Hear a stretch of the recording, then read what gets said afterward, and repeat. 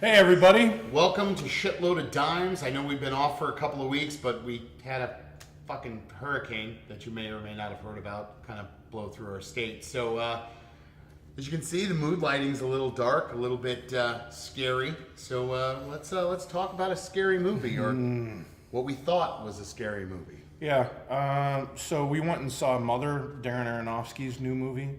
Mother, And, lowercase exclamation point. Yeah, I don't know, is that... That's the official title. I know, the way it's but- spelled, Mother exclamation point. Like, Mother, this is not a good movie. Well, apparently having an exclamation point and it not being capital is over my head, because that's how every single person has tried to make me feel because I didn't enjoy the movie. Oh yeah. I always thought I was a movie snob, like legitimately thought I was a movie snob, and then I read comments on your Facebook page. I am not a movie snob apparently because as we'll get into in a few minutes, I didn't like this movie at all. There were actually, I take that back. There were a couple things I liked. I liked the look of the movie. I liked the sound of the movie. As far as the story goes, I didn't like it. We'll get into that in a little bit, but I think right off the bat, I got to vent it that I really don't like when Hollywood cuts a trailer together and sells a movie that's not what you get when you go to the movie theater. This movie was sold to me as a horror thriller. The trailer made me feel like it was going to be another Rosemary's Baby or an Exorcist. You know, don't forget where you were when you saw Mother. And that's not what this movie is at all. This movie is just a giant allegory for how much Darren Aronofsky hates God and religion and how he loves Mother Earth. And it was a self-masturbatory piece of art house bullshit to me. Period. That's all this was. It was a student film that could have been done in 10 minutes. Well, he apparently came up with the idea in 10 minutes and wrote it. 5 days. He wrote it in 5 days. 5 what I days, heard. yeah. Yeah. So, you know, for me, I would, like I said, most of the time I actually truly enjoy everything that I see. I really do. And I think anybody that knows me, truly knows me, and didn't just have me for a month, knows that I really do love just about everything that I see. And I'm constantly putting people onto a lot of things that they may have never seen before. I actually like the movie in terms of what the movie is, but because it was marketed to me so poorly, so wrong, I didn't enjoy the movie. Yeah. Now, I can't sit there and deny that it wasn't well crafted, that it wasn't made with a lot of heart. I do appreciate what the story is and the fact that it was original in the way that they decided to tell a story about the Bible. But at one point while we were watching the movie, while I was into it, while I was watching and kind of holding on to every moment that was happening on screen, I finally realized that this basically was just the story of creation. And when that happened, I kind of just sighed and got super frustrated. And I looked over at you, and I remember just putting out like a big long sigh, and I just was frustrated from the rest of that point on. Yeah. And I just sat there going, I don't care if this movie is great at all. I don't usually go into movies without having some sort of clue as to what I'm actually going to see. And so for me, going into this, I was expecting something different than what. Having seen the trailer, I thought to myself, cool. Darren Aronofsky is actually taking a stab at doing horror, which could be really, really cool. Right. And I thought at the point you were talking about when the Cain and Abel moment happened, I thought that was going to be the beginning of her descent into madness, kind of following Black Swan, following, that kind of precedent that he's set in other movies, Sure. Pie, other stuff that he's done where it's just that roller coaster of going straight downhill and this person's going to lose their mind and lose everything. And it's not what happened. Instead, we get Kristen Wiig, and that just completely took me out of the movie. Yeah, absolutely. Because it was like just the most random cameo ever, and it Agreed. felt like a Saturday Night Live skit suddenly happened in the middle of the movie. And I know that wasn't its intention, but it was just so ridiculous that it happened. And I think that it was also Kristen Wiig's appearance was about 15, 20 minutes after in the trailer. And if you've watched the trailer, there's this one jump scare that they use to sell it as a horror movie where Jennifer Lawrence leans down and Domhnall Gleeson is standing behind her, and you think, oh wow, that's, you know, that's creepy, that's kind of scary. But in the context of the movie, it's not at all. Like, No. just random pointlessness. That was No, for sure. my problem with the movie is just it was that. And then of course there's going to be a very divisive moment with everyone where a scene happens. I don't want to spoil it in case anybody sees it, but there's a scene that everybody, of course, is going to be talking about is really the divisive moment of the movie. For me, it wasn't. It was unnecessary, I feel, but that wasn't what made me not like the movie. What made me not like the movie was the story and how it was just bludgeoned in my face that this is the way the director feels about everything. That bothered me. Yeah, like I said, it was another Bible movie. It's the one book that has probably been used more than anything else in the world. It has been translated in more languages than anything else has in the world. And it's been probably the one thing that most people know more than anything else in the world. If people didn't have TVs, people probably know about it. If there's, tribes somewhere that have no connection to anything else in the world, they probably know what the Bible is. They have probably had some missionary go and find them somewhere. So for me, I just kind of went, it was just another Bible movie. Damn. Yep. And everybody's trying to tell me, oh, but it was so unique in the way that it was explained. And I go, I agree. It absolutely was. It was a new way of trying to tell the Bible. I agree with them. But that's not what I was sold. No. Meanwhile, people keep trying to also tell me that, well, that's just genius then. That's just genius that everybody basically got ripped off. Because for them, they're making all this money, and that's genius. And I go, there's nothing worse than having a bad customer service experience. So when people are doing things to make money and sacrifice the people that are paying to do it, that's never a good experience for me. No, not at all. No, you're absolutely right. I had an analogy that I'll do again. It's always a food analogy, but I just watched a commercial for steak, and it looks phenomenal. It looks so good. And I want to go and get that steak, and I'm going to go directly to that same steak restaurant that I just watched the commercial for. So I go there, and I order a steak at the steak restaurant, and they bring me a peanut butter and jelly. Okay? Now, does that mean that the place is genius?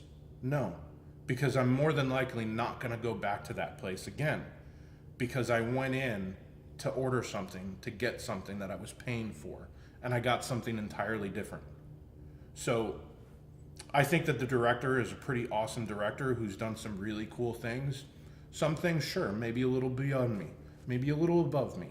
I'm not the smartest guy in the world, but I'm not dumb either. I get what he was trying to do in the movie. Some people thought that I didn't like the movie because I didn't understand that it was fucking about Jesus. Give me a fucking break. Okay? I'm not a moron. But this movie just, I don't know, it irked me for that reason. I was just pissed off because of it. Yeah, I got to be honest. A lot of the comments on your Facebook bothered me because I consider myself a pretty smart guy, and one of my favorites was I don't remember who it was, and forgive me if you're watching the show, but they were like, "Oh, there were so many unanswered questions." No, there weren't. There were no unanswered questions. The movie began the way the movie ended, and the movie began.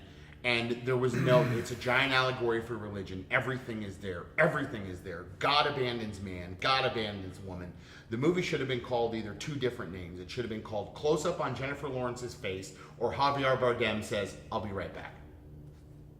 I'll be right back."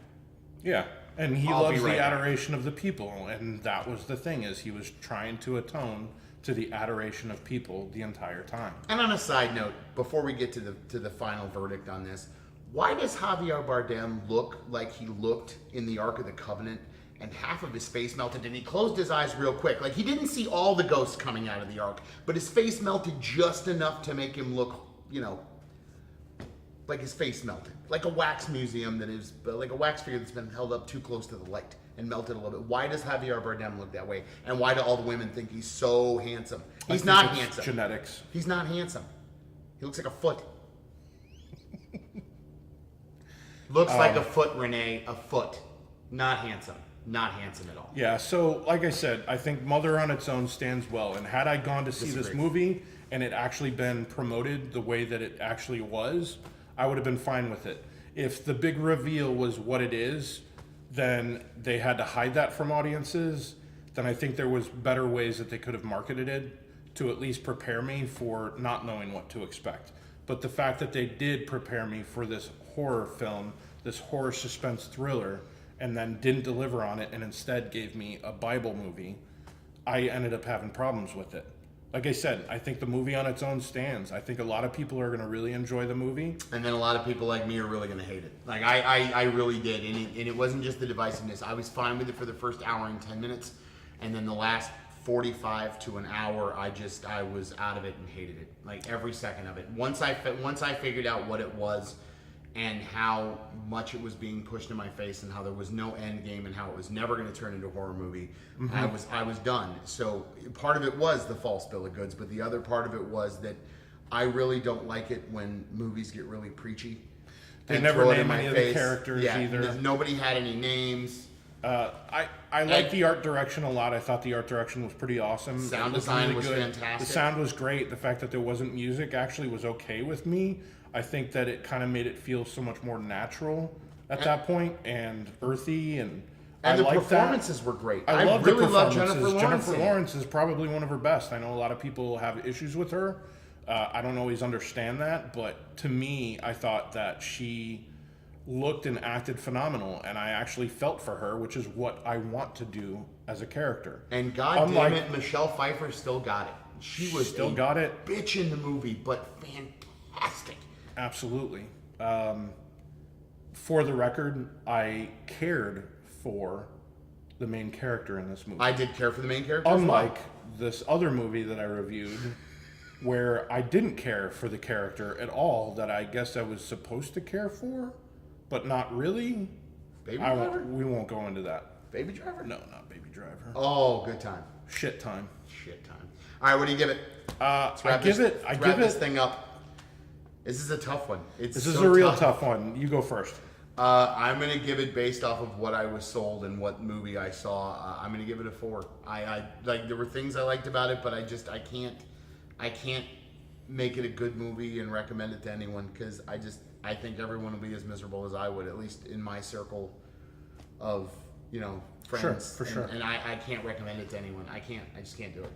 So for me, I gotta give it 2 ratings. I gotta give it a rating of the me that watched it not knowing how it was marketed, and I'd give it an 8, because I actually think it was a pretty unique movie in the way that it was told, and I love the art direction and the acting and the sound, and I think those things really helped me a lot.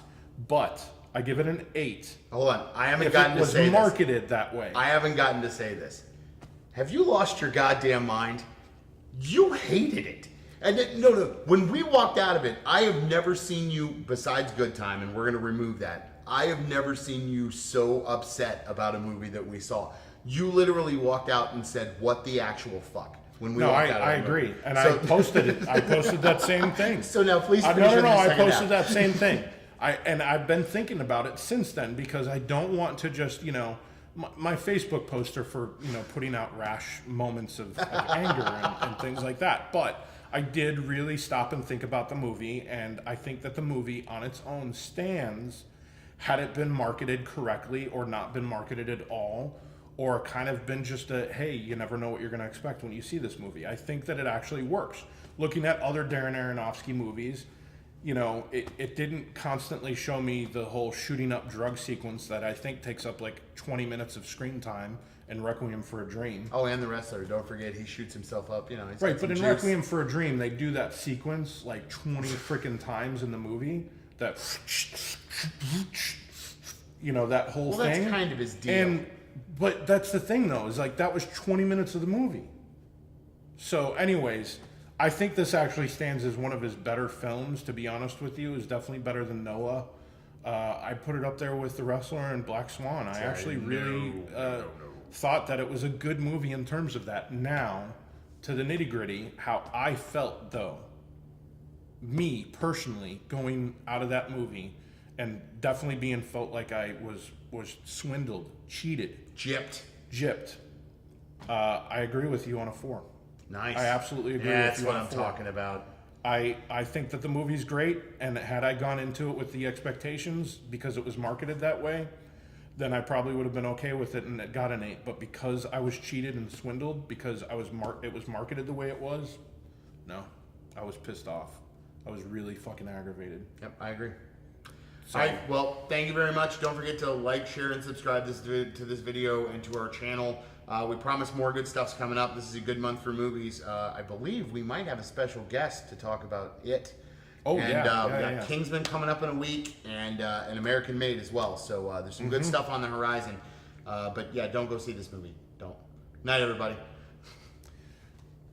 Go see this movie. No, don't. Don't. He says don't go see Don't. this movie. I say go see it knowing full well that it's about church. And baby killing.